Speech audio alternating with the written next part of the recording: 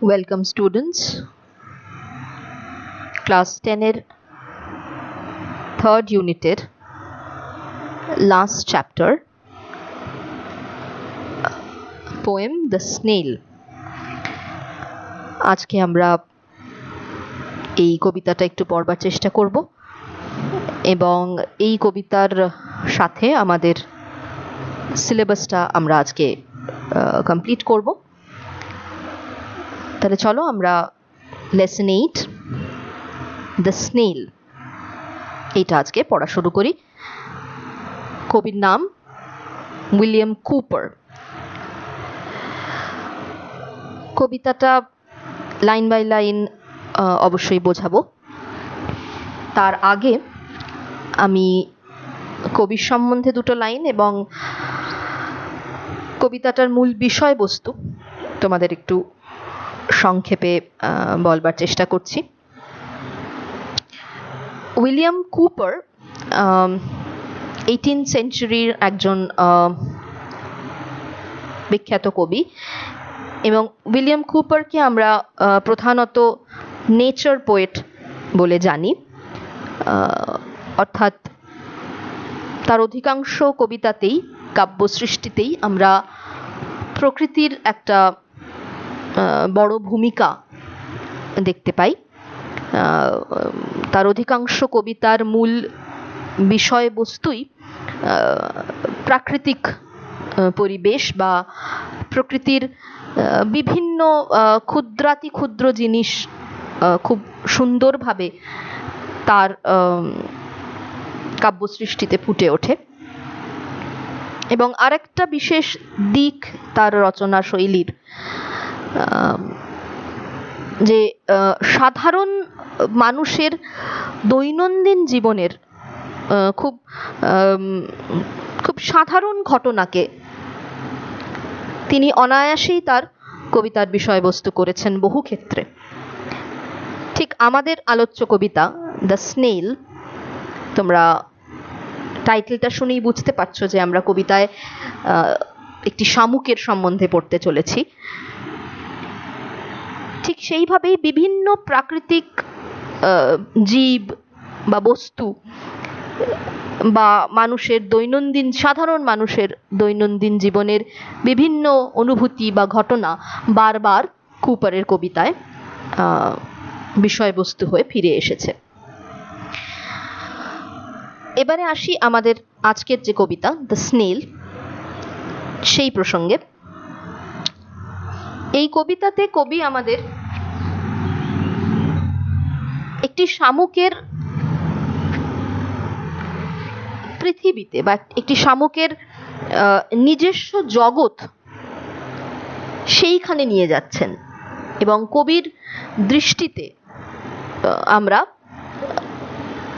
কবির চোখ দিয়ে আমরা দেখছি একটা খুব সাধারণ জীব, যাকে আমরা চলতে ফিরতে রাস্তায় অনেক সময় দেখে থাকি, তোমরা সকলেই দেখেছ, কিন্তু হয়তো এত গভীরভাবে বা এত ভিন্নভাবে আমি বলবো, মানে গভীরতার থেকেও কবিতাটা পড়লে তোমরা যেটা বুঝতে পারবে যে একটা অন্য আঙ্গিকে কবি তুলে ধরেছেন এখানে। কবির হাত ধরে আমরা শামুকের সেই নিজস্ব জগতে প্রবেশ করব, যেখানে আমরা একটা খুব আশ্চর্যজনক একটা জিনিস আমাদের সামনে, একটা উপলব্ধি কবি আমাদের সামনে তুলে ধরছেন, যে আমরা অর্থাৎ মানুষেরা ভীষণভাবে পরনির্ভরশীল এবং যত যত দিন যাচ্ছে বা যত সমাজ উন্নতির পথে এগোচ্ছে, প্রগতিশীল হচ্ছি আমরা, তত যেন আমরা বেশি আরো বিভিন্ন জিনিসের ওপর, সেটা পার্থিব বিষয়বস্তু হতে পারে, মেটেরিয়ালিস্টিক জিনিস হতে পারে, বা কোনো ইচ্ছা আকাঙ্ক্ষা উচ্চাকাঙ্ক্ষা হতে পারে, এই সবের ওপর বড্ড বেশি নির্ভরশীল আমরা। মানে আমাদের ভালো থাকতে বা আনন্দে থাকতে বা সন্তুষ্ট থাকতে অনেক জিনিসের প্রয়োজন পড়ে, অনেক ফ্যাক্টরস আর ইনভলভড একটা মানুষের ভালো থাকায় বা সুখী থাকায়। প্রকৃত অর্থে যদি প্র্যাকটিক্যালি বিচার করে দেখি আমরা। কিন্তু এই কবিতার মধ্যে দিয়ে কুপার তুলে ধরছেন যে একটা শামুক কত সামান্য জিনিসে সন্তুষ্ট থাকে এবং কত সামান্য জিনিস নিয়ে সে একটা স্বয়ং সম্পূর্ণ সেলফ সাফিসিয়েন্ট এবং সেলফ রিলায়েন্ট স্বনির্ভর এবং স্বয়ং সম্পূর্ণ জীবন অতিবাহিত করে একটি শামুক।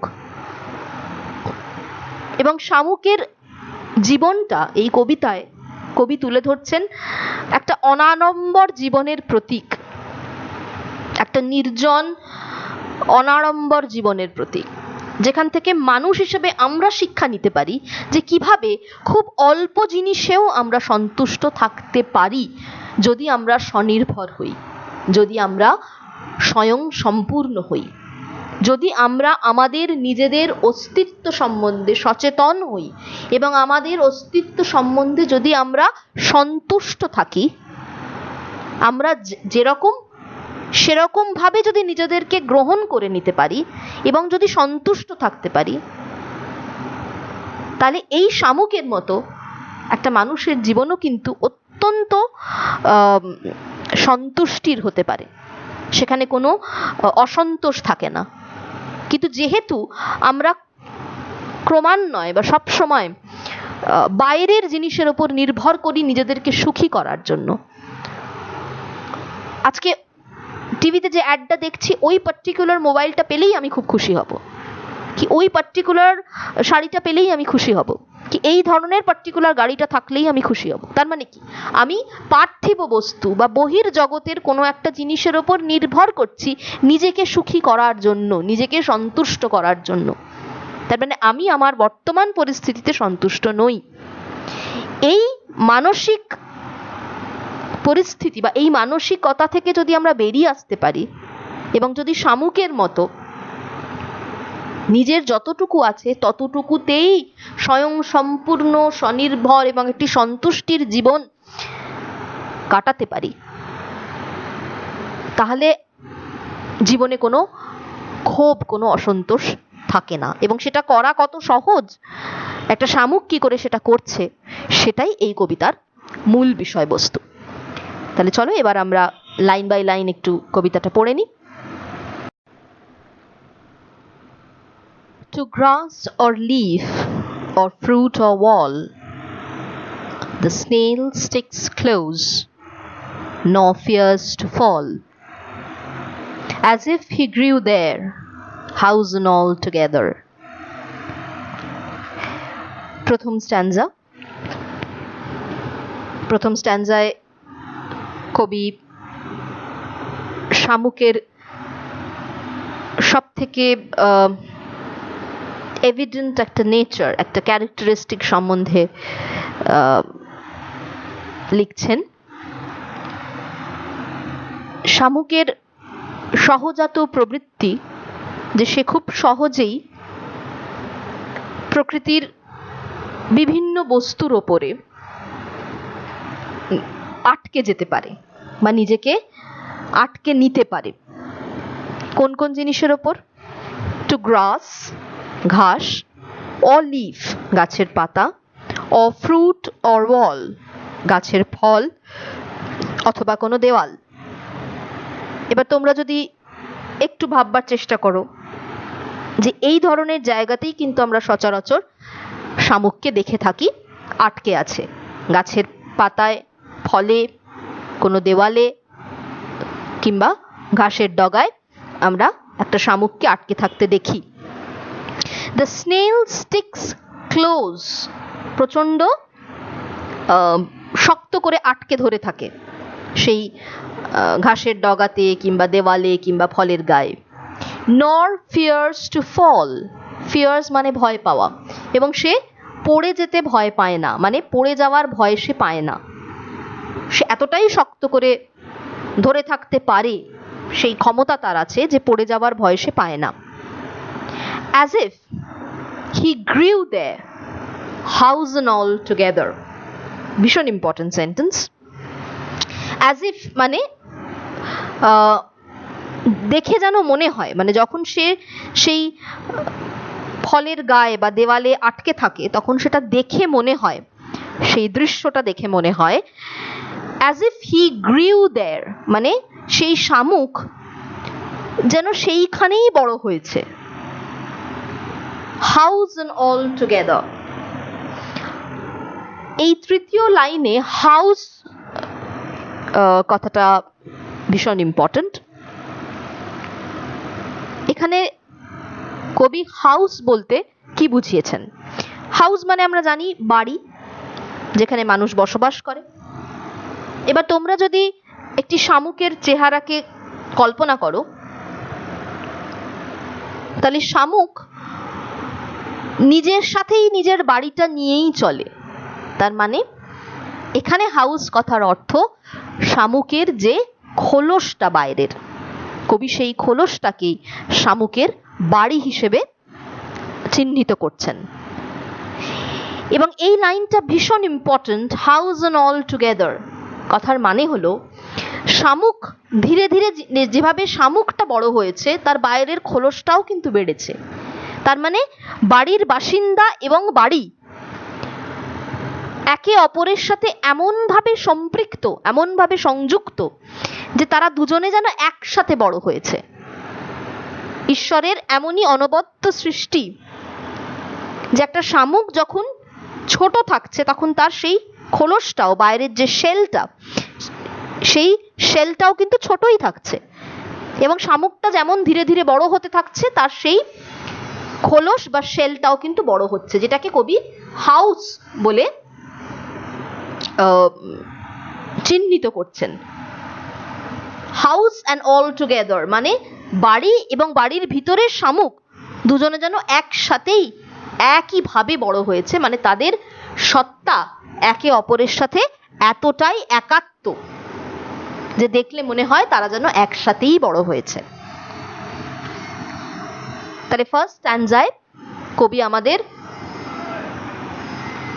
শামুকের সহজাত প্রবৃত্তি, যেটা কোনো কিছুর ওপর আটকে থাকা, সেইটা সম্বন্ধে বলছেন যে বিভিন্ন প্রাকৃতিক জিনিস যেমন ঘাসের ডগা, গাছের পাতা, ফল, দেওয়াল, এইসবের ওপর খুব সহজেই একটা শামুক নিজেকে আটকে নিতে পারে, এবং এমনভাবে আটকে থাকে দেখে মনে হয় যেন সেই বাড়ির ভিতরে একসাথেই সে বড় হয়েছে, অর্থাৎ তার খোলসের ভিতরে শামুক তার খোলসটাকে সাথে নিয়ে একসাথে বড় হয়েছে, অর্থাৎ সেই বাড়িটা যেন তারই সত্তার একটা অংশ। শামুকের সমগ্র সত্তার কিন্তু একটা অংশ হচ্ছে সেই খোলসটা, সেটা কিন্তু আলাদা কিছু নয়। Within that house secure he hides when danger imminent betides, of storm or other harm besides of weather. এবার সেকেন্ড স্ট্যানজায় কবি বলছেন শামুকের এই যে খোলস, যেটাকে কবি তার বাড়ি বলছেন, সেটা তাকে কিরম নিরাপত্তা দেয় সেই বিষয়।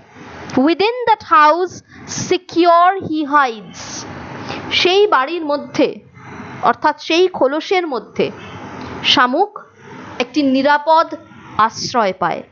সিকিউর মানে সুরক্ষিত, এবং সেই বাড়ির ভিতরে শামুক সুরক্ষিত থাকে। হি হাইডস, কখন নিজেকে লুকানোর প্রয়োজন পড়ে শামুকের? যখন সে বাইরের জগতে, বহির্জগতে কোনো রকম বিপদের আঁচ পায়। আসন্ন বিপদের হাত থেকে নিজেকে রক্ষা করার জন্য ঈশ্বর শামুককে এই শক্তিটা দিয়েছে যে যখনই সে কোনো বিপদের সংকেত পায় সে নিজেকে নিজের বাড়ির ভিতরে, নিজের খোলসের ভিতরে সুরক্ষিত করে নিতে পারে। Within that house secure he hides when danger imminent betides. Imminent কথার মানে আসন্ন, যা আসতে চলেছে, যা ঘটতে চলেছে সেটার সংকেত, সেটার কোনো রকম আভাস যখন একটা শামুক পায় তখন সে নিজেকে নিজের সেই খোলসের ভিতরে গুটিয়ে নিতে পারে নিজেকে সুরক্ষিত রাখার জন্য। বিটাইডস মানে সংগঠিত হওয়া বা ঘটা, কোনো রকম অঘটন বা দুর্যোগ বা কোনো বিপদ ঘটবার আশঙ্কা দেখলেই শামুক নিজেকে নিজের খোলসের ভিতরে গুটিয়ে নিতে পারে। এবার কি ধরনের বিপদ ঘটতে পারে সেটাও লেখক বলেছেন, কবি বলেছেন, of Sturm or other harm besides of weather. এখানে কবি দু ধরনের বিপদের কথা বলেছেন। তৃতীয় লাইনটা খুব মন দিয়ে বোঝার চেষ্টা করো। When danger imminent betides of storm or other harm besides of weather, অর্থাৎ দুরকম বিপদের আশঙ্কা কবি করেছেন।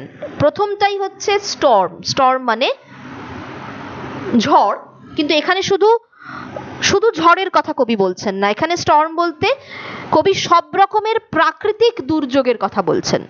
তুমি কখনো দেখবে না বাজ পড়ছে কি ঝমঝম করে বৃষ্টি পড়ছে, তার মধ্যে একটা শামুক বেরিয়ে আছে। শামুক কিন্তু নিজের খোলসের ভিতর গুটিয়ে যাবে, ঢুকে যাবে। Within that house secure he hides. যখনই সে দেখছে যে মেঘ ডাকছে, বৃষ্টি পড়ছে, সে কিন্তু অচিরেই নিজেকে গুটিয়ে নেবে তার খোলসের মধ্যে।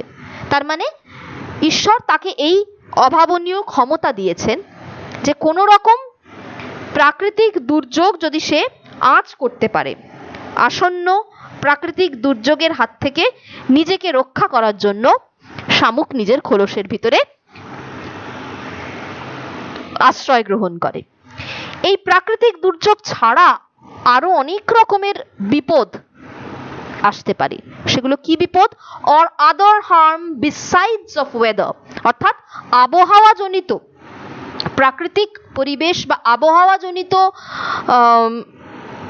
দুর্যোগ ছাড়া। আবহাওয়া জনিত দুর্যোগ এলে তো সে সেটা আঁচ করতে পেরে গুটিয়ে নেবেই নিজেকে, কিন্তু আবহাওয়া ছাড়াও, প্রাকৃতিক দুর্যোগ ছাড়াও আদার হার্ম আসতে পারে। আদার হার্ম বলতে কোনো কেউ হয়তো মারিয়ে ফেলবে তাকে, বা কেউ হয়তো তাকে আঘাত করতে চাইছে, কোনো মানুষ হয়তো তাকে খোঁচাচ্ছে কাঠি দিয়ে, কি ঢিল মারছে। যে কোনো মানুষের অমানবিক আচরণটাও এক ধরনের হার্ম, এবং শামুকের জন্য সেটা এক ধরনের দুর্যোগ। অনেক মানুষের মধ্যেই এই প্রবৃত্তি থাকে, একটা শামুক পড়ে আছে তাকে খোঁচাই একটু, কি তার মাথায় ঢিল মারি, কি তাকে উত্ত্যক্ত করি। এই ধরনের বিপদ, যেগুলো প্রাকৃতিক বিপদ নয়, মানুষজনিত বিপদ, মানুষের অমানবিক আচরণের থেকে যে বিপদ একটা শামুকের আসতে পারে, সেটাও সে আঁচ করতে পারে, এবং সেটা সে আঁচ করে নিজেকে নিজের বাড়ির ভিতরে, নিজের খোলসের ভিতরে সে সুরক্ষিত করে নিতে পারে। সেই ক্ষমতা তার আছে। Give but his horns the slightest touch, his self-collecting power is such, he shrinks into his house with much displeasure.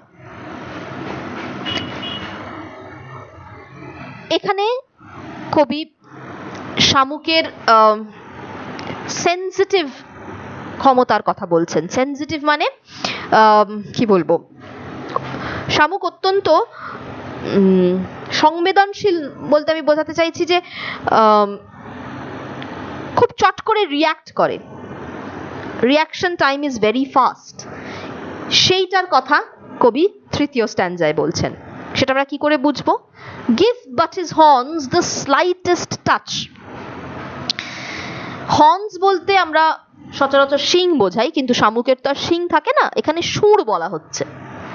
শামুকের যে সুর থাকে, সেই সুরে যদি তুমি সামান্যতম হাত লাগাও, দ্য স্লাইটেস্ট টাচ, মৃদুতম স্পর্শ, স্লাইটেস্ট কথার মানে স্পর্শ, স্লাইটেস্ট কথার মানে মৃদু বা অল্প, এবং টাচ মানে স্পর্শ। অর্থাৎ তুমি যদি তার সুরেতে সামান্যতম অল্প করেও ছুঁয়ে দাও, মৃদুভাবেও টাচ করো, তাহলেই কি হয়? তোমরা সবাই দেখেছো, শামুক নিজেকে গুটিয়ে নেয় খোলসের ভিতর।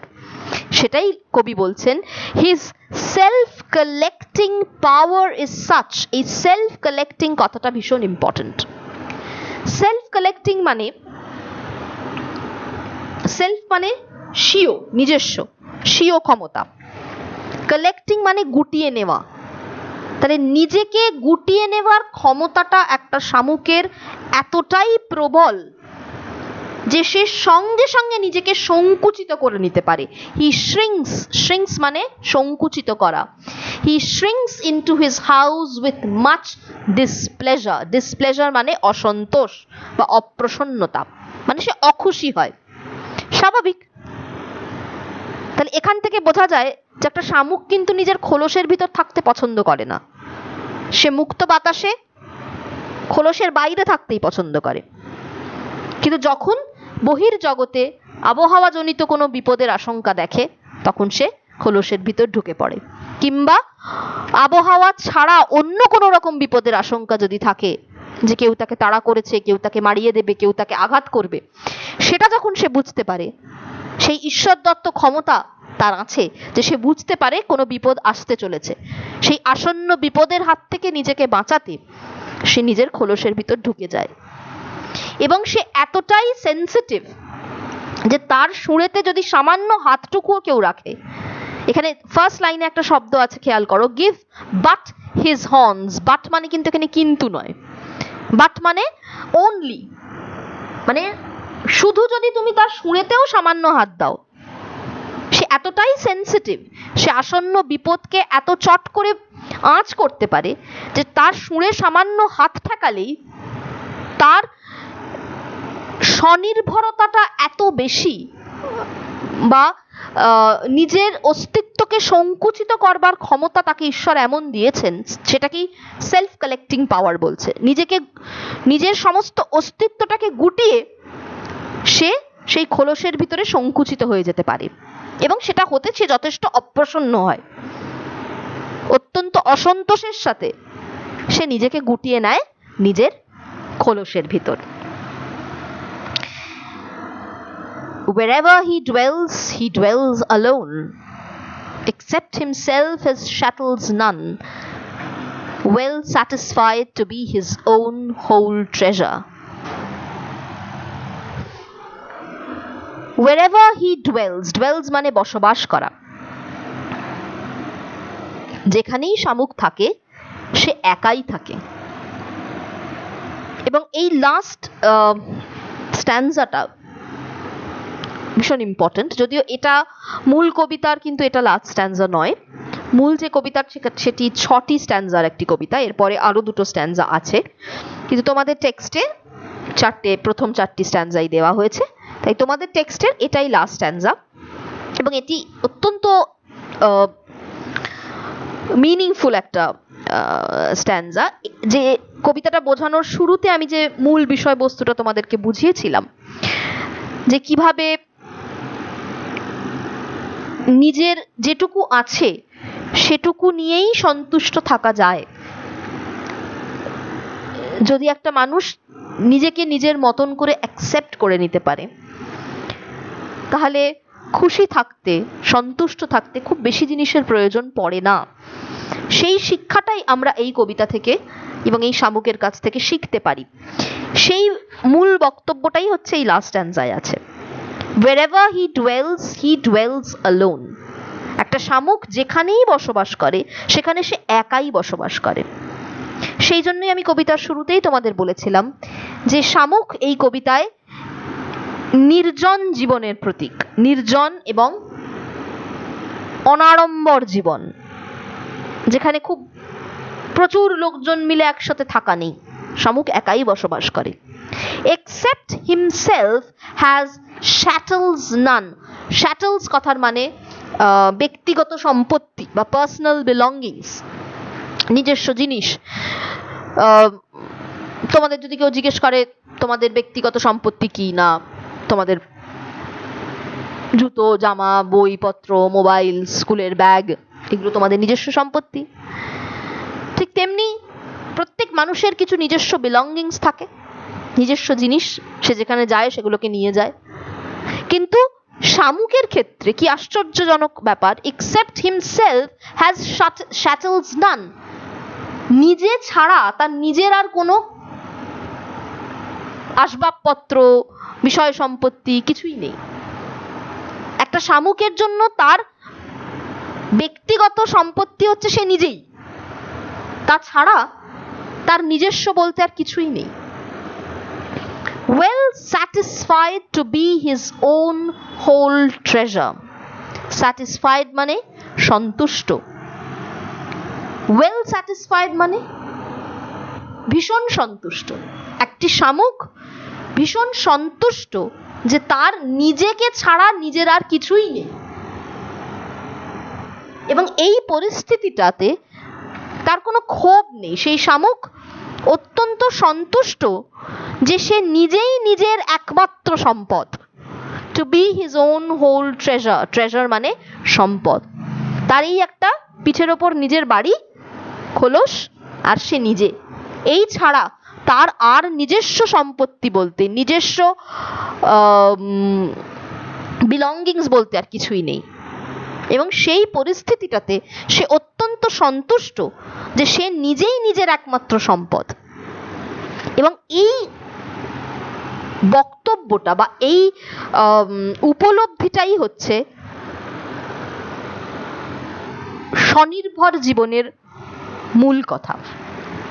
স্বয়ং সম্পূর্ণ এবং একটি স্বনির্ভর জীবন যাপনের এটাই মূল কথা যে আমি আমার একমাত্র সম্পদ। আমার খুশি থাকতে নিজেকে ছাড়া আর অন্য কিছুর প্রয়োজন নেই।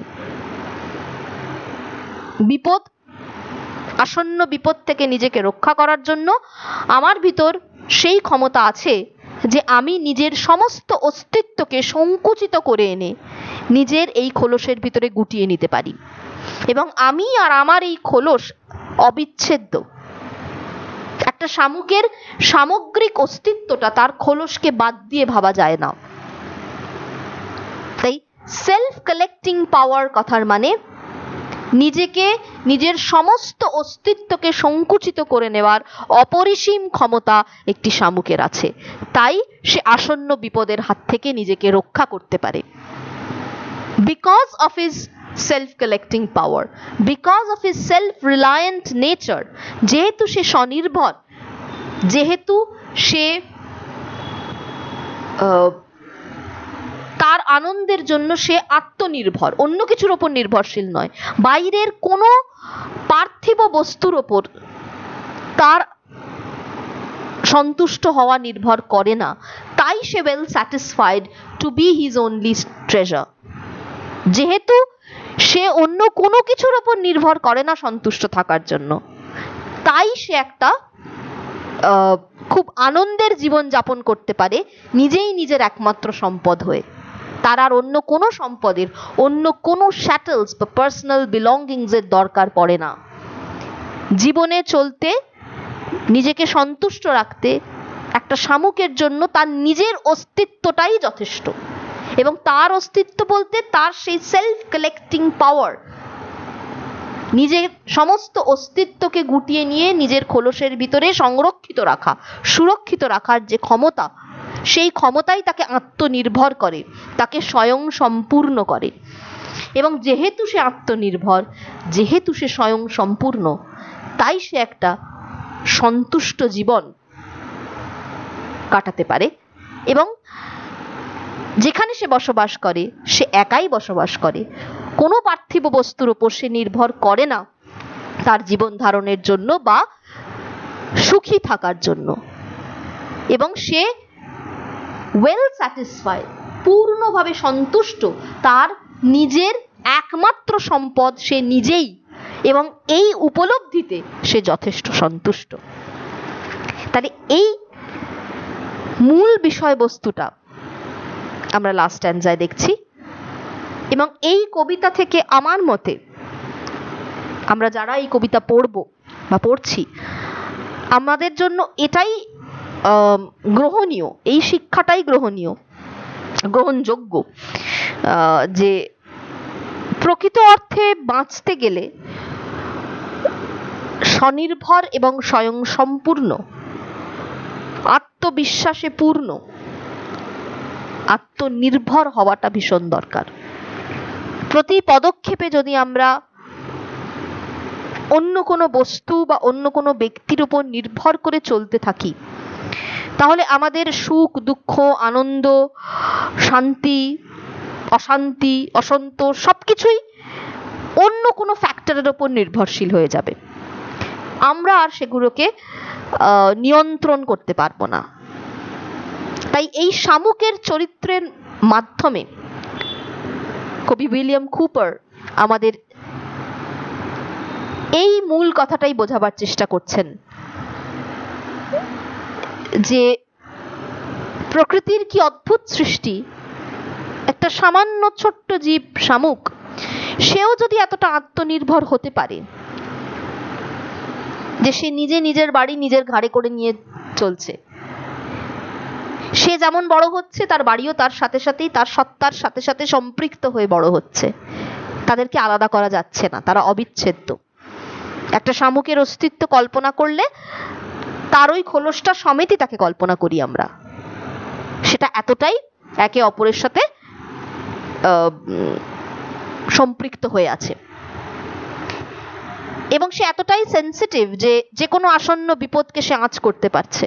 সেটা যদি প্রাকৃতিক দুর্যোগ হয় বা সেটা যদি অন্য কোনো রকম আঘাত হয়, সেখান থেকে নিজেকে রক্ষা করার জন্য সে এতটাই আত্মনির্ভর যে সে তার সমস্ত শক্তিকে এক জায়গায় সংগঠিত করে নিজের গোটা সত্তাটাকে সংকুচিত করে সেই খোলসের ভিতরে গুটিয়ে নিতে পারছে, যাতে সে সুরক্ষিত থাকে সেই বিপদের হাত থেকে। এবং কোনো রকম কোনো বহির্জগতের কোনো রকম জিনিস যদি তাকে উত্তক্ত করে, তার সুরে যদি সামান্যতম কেউ হাত রাখে, সে অত্যন্ত অসন্তোষের সাথে নিজেকে গুটিয়ে নেয় সেই খোলসের ভিতরে এবং সে সমস্ত জায়গায় সে একাই বিচরণ করে। অন্য কোনো পার্থিব জিনিস বা অন্য কোনো ব্যক্তি বা বস্তুর ওপর তাকে নির্ভর করতে হয় না। আর তাই জন্যই যেহেতু তার কোনো পার্সোনাল বিলঙ্গিংস নেই সে নিজে ছাড়া, তাই সে খুব সন্তুষ্ট যে তার একমাত্র সম্পদ সে নিজেই, তার একমাত্র সম্পদ তার নিজস্ব সত্তা।